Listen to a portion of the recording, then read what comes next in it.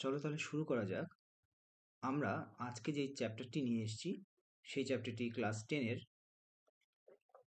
জিওগ্রাফির একটি শেষ চ্যাপ্টার, উপগ্রহ চিত্র ও ভূবৈচিত্র্যসূচক মানচিত্র। আমরা এই চ্যাপ্টারের একেবারে শুরুতেই যেটা আলোচনা করব সেটা হচ্ছে যে স্যাটেলাইট। আমরা একটি ছোট্ট ভিডিওর মাধ্যমে দেখে নেব যে কিভাবে স্যাটেলাইটগুলোকে লঞ্চ করা হয়। স্যাটেলাইটগুলোকে লঞ্চ করা হয় এইরকম একটি রকেটের সাহায্যে, ঠিক আছে? এরকম একটি রকেটের সাহায্যে লঞ্চ করা হয়।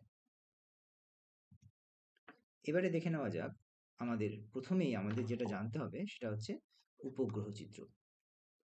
উপগ্রহ চিত্র বলতে উপগ্রহের মাধ্যমে তোলা চিত্র। এটা হচ্ছে স্যাটেলাইট বা উপগ্রহ, কৃত্রিম উপগ্রহ। এটা হচ্ছে আর্থ,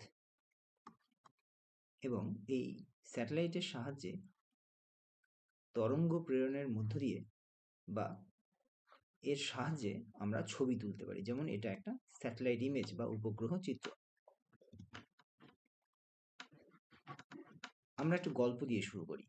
এই গল্পটা তোমরা তোমাদের বইয়ে পাবে না, কিন্তু একটু বড় হলে যখন পড়াশুনো করবে তখন তোমরা এটি জানতে পারবে।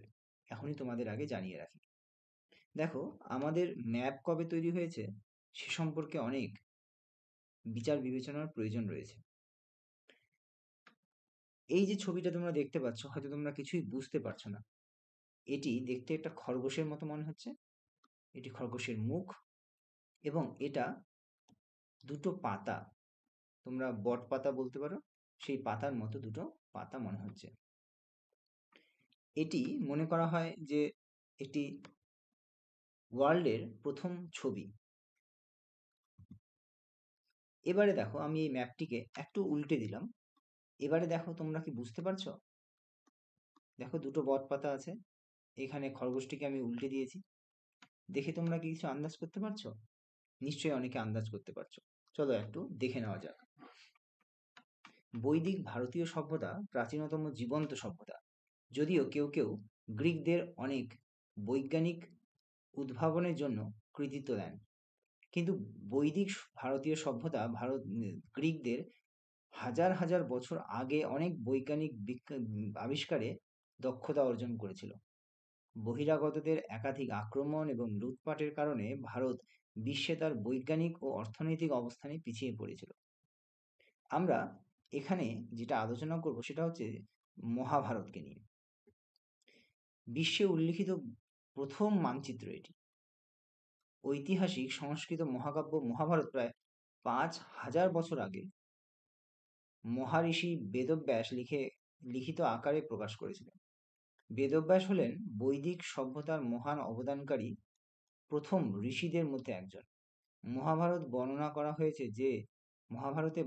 হয়েছে যে মহর্ষি বেদব্যাস কিভাবে অন্ধ রাজা ধৃতরাষ্ট্রের সারথি সঞ্জয়কে দিব্য দৃষ্টি দিয়েছিলেন, যাতে তিনি আসন্ন মহাভারত যুদ্ধের ঘটনা বর্ণনা করতে পারেন।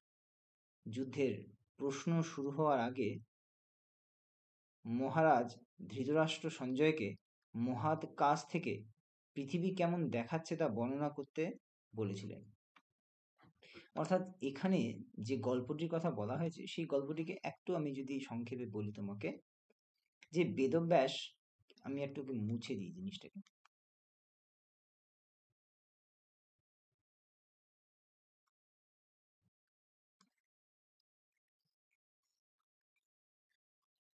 এখানে এই গল্পটিকে তোমরা কিন্তু খুব ভালোভাবে একটু বোঝার চেষ্টা করবে, কারণ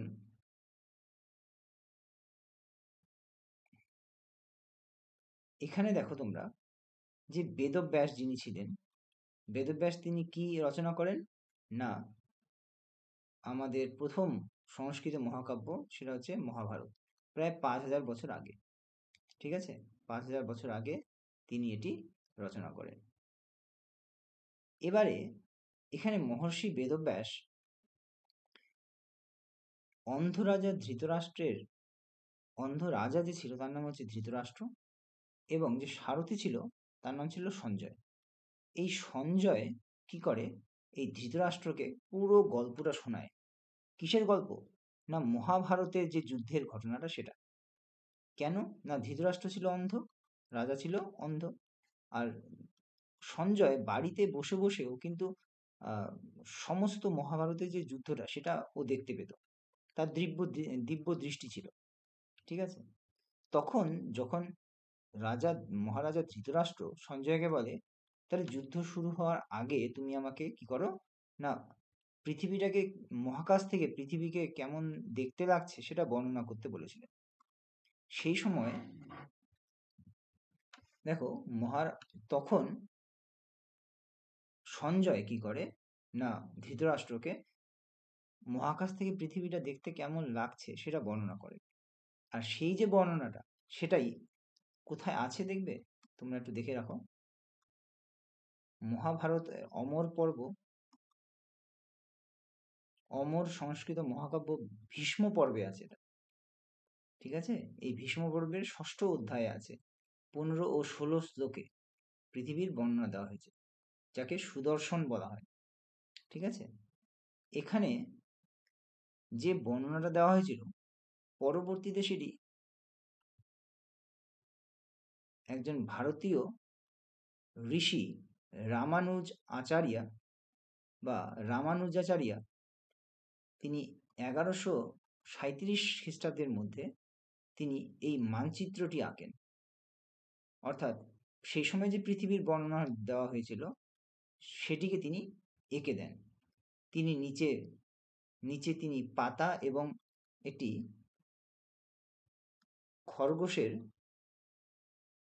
খরগোশের নকশা তৈরি করেছিলেন। তার দেওয়া নমুনা হলো, কিছু পণ্ডিত দাবি করেন যে শ্রীমান তিরু বেঙ্কট রামানুজম এই মানচিত্রটি আঁকেন। কিন্তু একটা যে বিষয় খুব গুরুত্বপূর্ণ, যে তখন দুটি ডুমুর পাতা দিয়ে এবং একটি বিশাল খরগোশ কিভাবে গ্রহটিকে সত্যি সংজ্ঞায়িত করতে পেরেছিল তা আশ্চর্যজনক। তাহলে আমরা এই যে গল্পটার মাধ্যমে কি দেখতে পেলাম, যে ধৃতরাষ্ট্র এবং সঞ্জয়ের গল্প জানতে পেলাম। আর সঞ্জয় কি হলো না, ধৃতরাষ্ট্র যেহেতু অন্ধ ছিল, সে তার সমস্ত মানে পৃথিবীকে কিরকম দেখতে লাগছে তার একটা বর্ণনা করে। পরবর্তীতে রামানুজ আচার্য কি করে, সেই যে বক্তব্যটা, যেটা ভীষ্ম পর্বে লেখা হয়েছিল 6ষ্ঠতম অধ্যায়ে 15 এবং 16 নম্বর শ্লোকে, সেখানে যা বর্ণনা করেছিল সেটিকে তিনি ড্রয়িং করে দেখান, এবং সেটাই হচ্ছে আসলে ওয়ার্ল্ডের প্রথম ম্যাপ, যেটি আজকের ম্যাপের সঙ্গে প্রায় সমতুল্য। ঠিক আছে? চলো, এই গল্পটা তোমরা জানলে এক্সট্রা ভাবে। চলো এবারে একবারে পড়ার মধ্যে চলে আসি। তাহলে আজকে আমরা এখন যা দেখছি সেটা হচ্ছে উপগ্রহ চিত্র বা স্যাটেলাইট ইমেজারি। আচ্ছা, উপগ্রহ চিত্র কাকে বলা হয়? উপগ্রহের মাধ্যমে বা কৃত্রিম উপগ্রহের মাধ্যমে আমরা যদি সেইখানে যে ক্যামেরা থাকে সেই ক্যামেরার সাহায্যে যদি আমরা ছবিটাকে তুলি, এখান থেকে যদি আমরা পৃথিবীর যে কোনো স্থানের ছবি তুলি, তখনই তাকে কিন্তু স্যাটেলাইট ইমেজ বলা হয়। ঠিক আছে? এই যে স্যাটেলাইট ইমেজ, যার সাহায্যে এই ছবিটা তোলা হয়, তাকে বলা হয় রিমোট সেন্সিং ব্যবস্থা। রিমোট অর্থাৎ দূরবর্তী, এবং সেন্সিং মানে হচ্ছে কোনো বস্তুকে না স্পর্শ করে তার সম্পর্কে যে ইনফরমেশনটাকে নিয়ে নেওয়াটাকেই সেন্সিং বলা হয়। ঠিক আছে? এক্ষেত্রে আমরা কাকে ব্যবহার করি? না, স্যাটেলাইটকে ব্যবহার করি। তাহলে আমরা স্যাটেলাইট ইমেজ বা উপগ্রহ চিত্র কাকে বলছি? না, উপগ্রহের সাহায্যে যদি আমরা কোনো পৃথিবীর কোনো অংশের ছবি তুলি, তখন তাকে বলা হয় স্যাটেলাইট ইমেজ। দেখো, যদি স্যাটেলাইট ইমেজ উপরের থেকে, মানে একটা স্যাটেলাইট ইমেজের ছবি এখানে দেওয়া হয়েছে, এটা হচ্ছে একটা স্যাটেলাইট ইমেজ। অর্থাৎ উপগ্রহের সাহায্যে যদি কোনো একটা জায়গার আমরা ছবি তুলি, তাহলে কিন্তু এরকম দেখতে হবে। এরপরে চলে আসি, ম্যাপ কথাটির আসল অর্থ কি? ম্যাপ কথাটির আসল অর্থ কি? আমরা দেখো, ম্যাপ বলতে এই শব্দটি প্রথম এসছে ম্যাপ, MAPPA, ম্যাপ শব্দ থেকে, যার অর্থ কাপড়।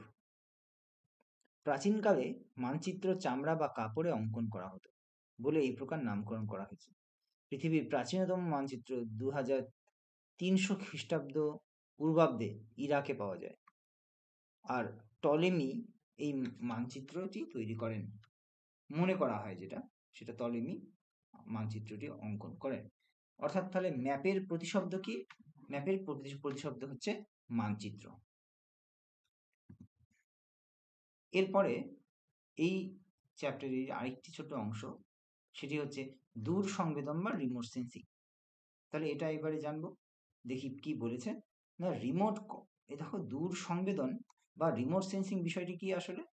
বিষয়টি হচ্ছে যে সেন্সিং হলো এমন একটি প্রযুক্তি বা ব্যবস্থা যার মাধ্যমে পৃথিবীর কোনো বস্তুর সরাসরি সংস্পর্শে না গিয়ে দূরের থেকে তথ্য সংগ্রহ করা হয়। এটি সাধারণত উপগ্রহ বা ড্রোন বিমানের মাধ্যমে করা হয়। দেখো এখানটায় অনেকগুলো আছে, যেমন আমরা ব্যবহার করতে পারি গ্যাস বেলুন, ঠিক আছে, আমরা এরোপ্লেন ব্যবহার করতে পারি, আমরা প্লেন, আমরা ড্রোন, এই সমস্তগুলো ব্যবহার করতে পারি। এবং আমরা স্যাটেলাইট, এই যে দেখছো স্যাটেলাইট, বিভিন্ন ধরনের স্যাটেলাইট, এই স্যাটেলাইটের সাহায্যে যদি আমরা পৃথিবীর কোনো অংশের ছবি তুলি, তাহলে কিন্তু সেটা, এই পদ্ধতিকে বলা হয় রিমোট সেন্সিং। অর্থাৎ দূরে থেকে এই পৃথিবীর কোনো অংশের ছবি তোলা হয়, তখন তাকে বলা হয় রিমোট সেন্সিং। আচ্ছা, এটা কিভাবে কাজ করে না, এর মধ্যে থাকে অনেকগুলো সেন্সর। এই সেন্সর কোনো স্থানের প্রতিফলিত বা বিকিরিত যে রশ্মি, সেটা গ্রহণ করে এবং সেই তথ্য ডিজিটালভাবে সংরক্ষণ করে, এরপর কম্পিউটারের মাধ্যমে বিশ্লেষণ করে যে মানচিত্র তৈরি করে। ঠিক আছে, চলো এবারে পরের অংশে দেখা যাক উপগ্রহ চিত্র সংগ্রহের উপাদান।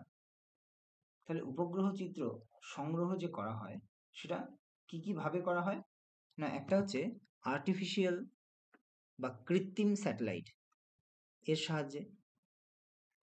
প্রথমটা হচ্ছে কৃত্রিম স্যাটেলাইট। তাহলে এই উপগ্রহ চিত্র যে আমরা গ্রহণ করি, তাহলে কিসের সাহায্যে? যে উপগ্রহ এর সাহায্যে, সেটাকে বলছে কৃত্রিম উপগ্রহ। তাহলে পৃথিবীর ছবি ও তথ্য সংগ্রহের জন্য মহাকাশে উৎক্ষেপণ করা হয়।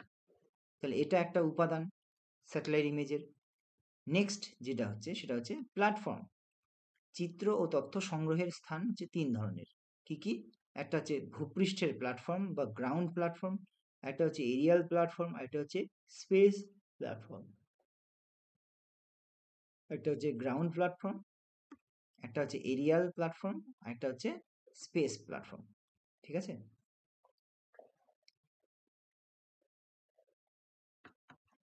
নেক্সট এটা হচ্ছে একটা বড় স্যাটেলাইট। এখানে যে দেখতে পাচ্ছ, এগুলো হচ্ছে সোলার সেল বলা হয় এগুলো। এর সাহায্যে সূর্যের কাছ থেকে এগুলো রিচার্জ হয় এবং এর যে ব্যাটারি, সেটা ভেতরে থাকে। আর এই সোলার সেলের সাহায্যে সূর্য তরঙ্গের মাধ্যমে এটি রিচার্জ হয় এবং এখানে বিদ্যুৎ উৎপাদন হয়, এবং এই বিদ্যুতের মাধ্যমেই এই টোটাল স্যাটেলাইটটা কিন্তু চলে। এই টোটাল যে স্যাটেলাইটটা, এই মেশিনারিজগুলো চলে। ঠিক আছে, এইটাকে বলা হয় গ্রাউন্ড স্টেশন। মানে ওই যে স্যাটেলাইট, সে তো তার তথ্যগুলোকে পৃথিবীতে পাঠাবে, তো পৃথিবীতে কোথায় পাঠাবে? তো এই গ্রাউন্ড স্টেশন কি করে, স্যাটেলাইট যদি এটা হয়, তাহলে এই স্যাটেলাইটের যে ইনফরমেশনগুলো, সেগুলো কোথায় আসবে? এই গ্রাউন্ড স্টেশনে আসবে। এরা সেই তথ্যটাকে সংগ্রহ করবে এবং সে একটি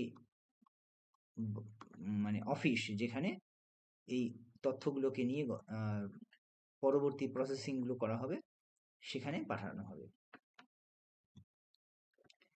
আমরা এখানে আরেকটি জিনিস যেটা খুবই গুরুত্বপূর্ণ, একটু আগে আমরা আলোচনা করেছিলাম, সেটা হচ্ছে যে সেন্সর। একটু আগে বলেছিলাম তোমাদের সেন্সর নিয়ে। তাহলে সেন্সর কি? দেখো এখানে দেখতে পাচ্ছ ছোট ছোট যে চিপ, এগুলোকেই এক একটাকে সেন্সর বলা হয়। বিভিন্ন ধরনের সেন্সর হয়। এই সেন্সরগুলো যথারীতি দুই প্রকার। একটা হচ্ছে সক্রিয় সেন্সর, আর একটা হচ্ছে নিষ্ক্রিয় সেন্সর। সক্রিয় সেন্সর কাকে বলা হয়? যেমন অ্যাক্টিভ সেন্সর, এবং নিষ্ক্রিয় সেন্সর মানে প্যাসিভ সেন্সর। দেখো এখানে নিচ থেকে শক্তি পাঠিয়ে তথ্য সংগ্রহ করে, যেমন রাডার। এখানে একটু দেখে নাও, ছবিটার মাধ্যমে তোমাকে বুঝিয়ে দিই। সূর্যের, এই যে সূর্য রয়েছে, এই সূর্যের আলো আসলো পৃথিবীতে, তারপরে এখান থেকে প্রতিফলিত হয়ে স্যাটেলাইটের কাছে রশ্মিটা পৌঁছাবে। তাহলে এখানে স্যাটেলাইট তার নিজের আলো কিন্তু ব্যবহার করছে না, এ সূর্যের আলোতে কিন্তু সেই ইনফরমেশনটা পাচ্ছে। তাহলে এইরকম সেন্সরকে বলা হয় প্যাসিভ রিমোট সেন্সিং। আর অ্যাক্টিভ মানে কি, এর নিজস্ব তরঙ্গ রয়েছে। এই স্যাটেলাইটে যখন রাত্রি হয় সেই সময় কিন্তু স্যাটেলাইট নিজের তরঙ্গ প্রেরণের মধ্য দিয়ে সেটা রিফ্লেক্ট ব্যাক হয়ে আসে, তখন এখান থেকে ইনফরমেশনটা চলে আসে। তাহলে যদি স্যাটেলাইট নিজেই তরঙ্গ পাঠায়, তখন এই রকম স্যাটেলাইটের মধ্যে যে সেন্সরটা থাকে সেটাকে বলা হয় সক্রিয় সেন্সর বা অ্যাক্টিভ সেন্সর। ঠিক আছে, বুঝতে পেরেছ? আচ্ছা, যেমন তোমাদের একটা এক্সাম্পল দিই। মনে করো তোমরা মোবাইলের মাধ্যমে দিনের বেলাতে ছবি তুলছো, ফ্ল্যাশটাকে অফ রেখেছো, নর্মালি ছবিটা তুললে, তার মানে তুমি ফ্ল্যাশ ব্যবহার করলে না, তখন সেটা কিন্তু একটা নিষ্ক্রিয় সেন্সর। ঠিক আছে, তার মানে তোমরা সেন্সরকে ব্যবহার করলে না। কিন্তু যখন অন্ধকার হয়ে গেল, তোমার মনে হলো না এবার ফ্ল্যাশটাকে অন করে আমি ছবিটা তুলি, যখন তুমি ফ্ল্যাশ অন করে ছবি তুলবে তখন সেই মোবাইলটার যে সেন্সরটা সেটা কিন্তু সক্রিয় সেন্সরটা কাজ করছে। ঠিক আছে, চলো এবারে চলে আসি আমি পিক্সেলে। পিক্সেল মানে কি, দেখো এখানে ছবি, এখানে একটি ফুল রয়েছে, এখানে একটি ফুল রয়েছে। এই ফুলটার মধ্যেই দেখো এরকম ছোট ছোট ছোট ছোট অনেকগুলো ব্লক দেখতে পাচ্ছ, ছোট ছোট অনেকগুলো স্কোয়ার ব্লক রয়েছে। এই এক একটা ছোট ছোট অংশকেই বলা হয়, এক একটা ছোট ছোট যে বক্স রয়েছে তাকে বলা হয় হচ্ছে পিক্সেল।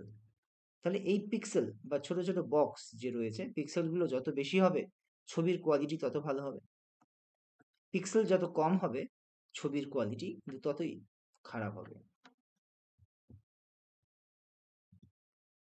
আমরা এর পরে দেখব উপগ্রহের প্রকারভেদ। উপগ্রহের মধ্যে আমরা দু ধরনের স্যাটেলাইটের সম্পর্কে জানবো, একটা হচ্ছে জিও স্টেশনারি স্যাটেলাইট, আর একটা হচ্ছে সান সিঙ্ক্রোনাস স্যাটেলাইট। তাহলে আমরা, যেহেতু এই যে ভিডিওটা বেশ অনেকটা লেন্দি হয়ে গেছে, তাই আমরা পরের আরেকটি ভিডিওতে এর কন্টিনিউয়েশনটা দেখব। তাহলে পরের ভিডিওতে তোমরা বাকি টোটাল চ্যাপ্টারটা পেয়ে যাবে।